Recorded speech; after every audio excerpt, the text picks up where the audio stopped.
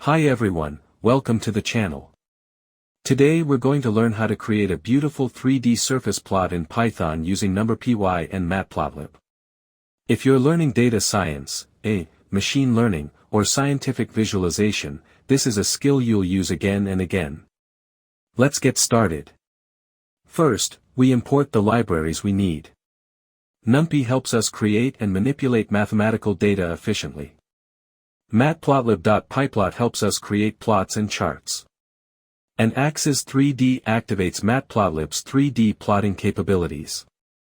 Here we generate two sets of values for the x and y axes.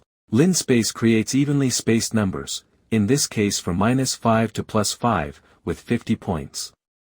These will be the positions we sample in our 3D grid. This is a key line. MeshGrid takes the one-dimensional lists x and y, and expands them into two-dimensional matrices. This gives us every possible combination of x and y coordinates across a grid. Now we generate our height values, the z-axis. We're calculating, z equals sin, square root, x superscript 2 plus y superscript 2. This gives us a smooth, wavy 3D surface that radiates outward like ripples on water. Because NumPy works on entire arrays at once, this calculation applies to every point efficiently. Figure creates our drawing canvas. Add_subplot adds a 3D plotting space to the figure. The argument 111 simply means, one row, one column, one plot. This line actually draws the 3D surface. X, Y, and Z define the coordinates to plot.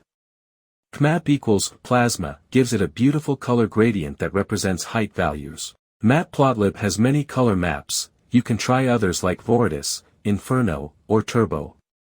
We label the figure with a title, and then plt.show opens the interactive window and displays the final result.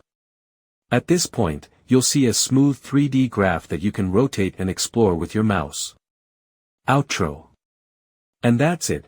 You just created a 3D surface plot in Python.